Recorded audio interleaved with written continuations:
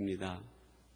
오늘은 그 은사의 지엽적인 그 의미가 무엇인가, 그 은사 개개가 가지고 있는 역할이 무엇인가, 그런 부분을 다루기보다는 조금 더 원론적으로 은사가 무엇인가, 하나님께서 왜 우리에게 이런 은사를 주시는가 하는 부분을 저희가 같이 나누도록 하겠습니다.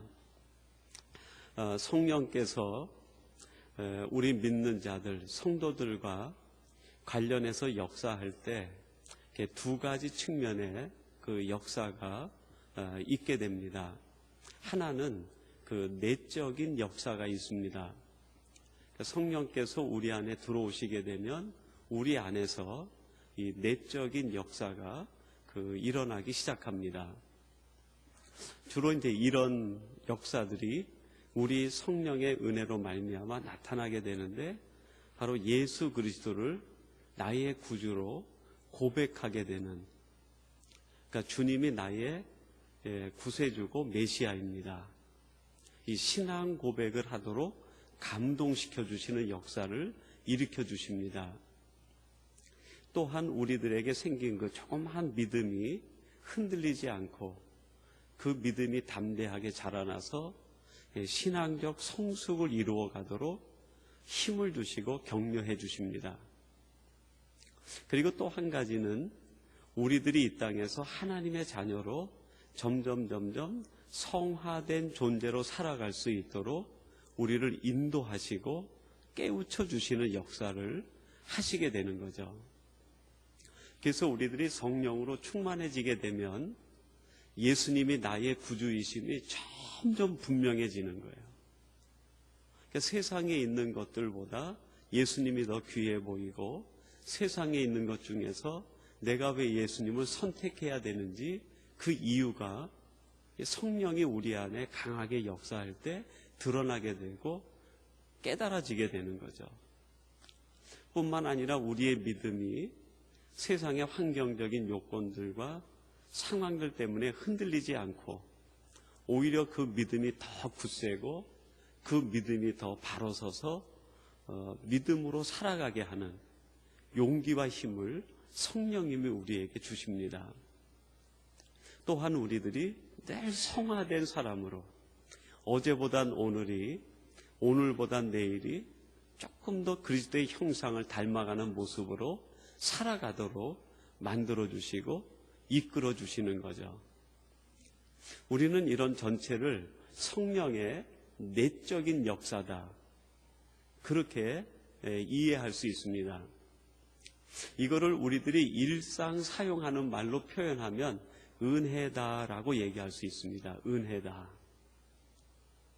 예수님을 내가 나의 구주로 고백하게 되는 것, 또 내가 믿음으로 살아가게 되는 것, 어제보단 오늘이, 오늘보단 내일이 조금 더 변화된, 조금 더 성숙한, 조금 더 성화된 존재로 살아갈 수 있도록 해주시는 것, 그것이 은혜죠.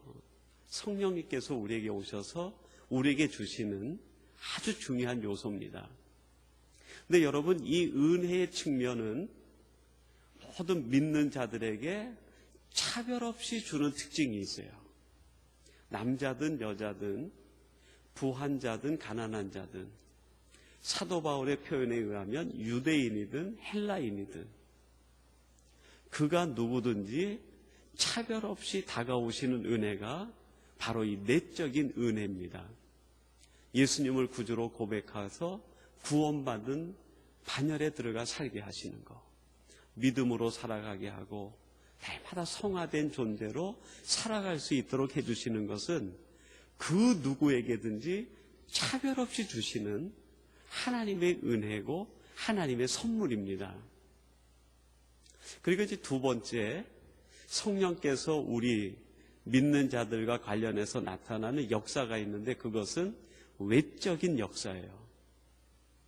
이것은 사역하고 관련이 되어 있습니다. 성도들이 구원받은 자로서 구원에 만족하고만 있는 것이 아니라 하나님의 사람으로서 일꾼으로 밖을 향한 액션을 취할 때 그 무엇인가 도구를 지어주시고 달란트를 주시고 재능을 주시는 사역과 관련돼서 성령께서 주시는 외적인 역사가 있어요. 우리는 이것을 우리가 일상 쓰는 말로 은사다, 주로 그렇게 표현하기를 즐겨합니다. 여러분, 오늘 사도 바울이 고린도전서 12장 이 12절부터 31절까지 말씀하는 부분은 성령의 역사, 사역 가운데 구원론에 해당하는 구원의 사역에 대해서 얘기하는 것이 아니라 은사에 대한 이야기를 하고 있는 거예요. 여러분이 기준을 잘 정리해야지, 이거를 잘 정리 못하면 어떤 오해가 생기냐면 은사가 없으면 나는 구원받지 못했다라는 결론에 이르게 돼요. 근데 이 은사는 구원하고 관련이 없어요. 이 은사는 하나님께서 하나님의 사람들을 하나님의 나라와 주의 몸된 교회를 위해서 무엇인가 역할을 하고 사용을 하고 쓰임받고 일꾼으로 만들어갈 때 필요한 재능과 능력과 기능과 역할을 주시는 것이 은사지, 그것은 구원과 관련이 없는 거예요. 내가 예수 그리스도를 믿고 나의 구주로 영접하면 그것으로 우리의 구원은 완성이 되어집니다. 우리의 구원은 믿음으로 이루어지는 것이고 우리의 구원은 믿음으로 완성이 됩니다. 그러나 성도의 삶은 믿음으로 구원에 이르는 것으로 끝나는 것이 아니라 하나님이 기뻐하시는 삶이 뒤따라야 되는데, 그 삶의 부분에 성령께서 역사하셔서 일하게 하시는 것이 은사의 부분이라고 할 수 있어요. 그래서 우리들은 이런 말도 사용합니다. 은사 개발이다, 그런 말을 사용해요. 여러분, 믿음을 개발한다, 이런 말은 사용하지 않습니다. 구원을 개발한다, 이런 말은 맞지가 않아요. 쓰지를 않아요. 구원은 성령께서 오셔서 역사하시는 내적인 역사로 내가 예수를 믿음으로 고백할 때 하나님이 주시는 은혜고, 이것은 차별 없이 모든 사람에게 주시는 하나님의 은혜요, 선물이에요. 근데 은사는 하나님의 나라와 주의 몸된 교회를 위해서 하나님이 쓰시기 위해 개개인에게, 각자에게 성령의 뜻대로 하나님의 소원하시는 바대로 나누어 주시는 것이 은사예요. 그래서 은사는 개개인마다 다릅니다. 다 차이가 있어요. 그래서 오늘 본문에도 보면은 어떤 이에게는 병 고치는 은사를, 어떤 이에게는 지식의 은사를, 어떤 이에게는 통역의 은사를, 어떤 이에게는 예언의 은사를, 어떤 이에게는 사도요, 교사요, 방언하는 자요, 가르치는 자요, 권능 있는 자요, 다 다른 은사를 내주시는 거예요. 그 은사를 통해서 주의 몸된 교회와 하나님의 나라를 세워가는 도구로 사용하라 하는 것이죠. 이런 점에서 이 은사는 내게 있을 수도 있고 없을 수도 있어요. 여러분, 나는 은사를 구해야지 하면서 하나님 제게 예언의 은사를 주세요 하고 예언의 은사만 고집하고 구하는 것이, 그것이 성경적으로 보면 잘못될 수 있다는 거예요. 하나님이 이미 내게 예언의 은사가 아닌 다른 은사, 더 좋은 것을 주실 수 있는데 그것을 깨닫지 못하고 내가 생각하는 성령의 뜻대로 이미 내게 주신 것이 아닌, 하나님께서 소원하신 대로 내게 주신 것이 아닌 내가 보기에 좋아 보이는 것, 그것을 달라고 고집스럽게 하나님 앞에 구하는 것이 잘못된 신앙의 방법이 될 수도 있다는 거예요. 은사는 하나님의 뜻대로 주시는 것이지 우리가 원하는 대로 쟁취해서 받는 것이 아니다.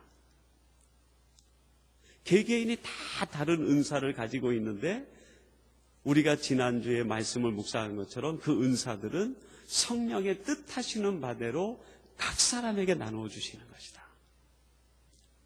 그리고 오늘 말씀 가운데에는 하나님의 소원에 따라 하나님께서 믿음의 사람들에게 나누어 주시는 것이라고 말씀하고 있습니다.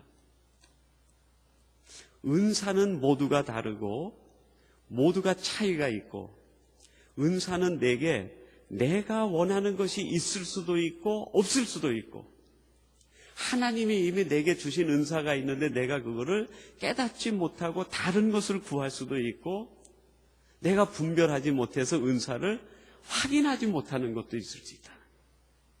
그리고 은사는 사람들과 사람들 사이에 보면 더 은사가 많은 것처럼 보이기도 하고 작은 것처럼 보이기도 하는데, 그것은 결코 작거나 크거나 있거나 없거나 그런 기준으로 보는 것이 아니라 하나님의 뜻대로, 성령의 뜻하신 바대로 우리에게 나누어 주시는 은사다 하는 것이 사도 바울이 오늘 본문에서 말하고 있는 아주 중요한 내용 중에 하나입니다.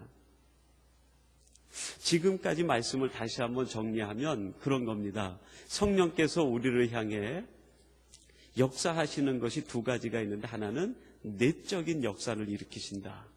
그건 성령이 우리의 심령에 들어오셔서 우리의 마음을 감동시켜 예수 그리스도가 나의 주라고 고백하게 하는 역사, 이 구원과 관련된 역사를 일으켜서 믿음이 자라게 하시고 성화된 존재로 우리를 이끌어가고 인도하신다. 이것은 모든 사람들에게 똑같이 주시는 하나님의 은혜요 선물이다.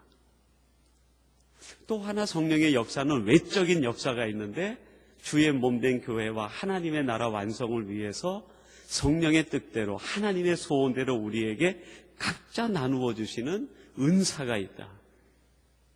이 은사를 통해서 하나님의 뜻을 이루고 주의 몸된 교회를 위해 섬기는 것이 가장 가치 있고 고상한 것이다.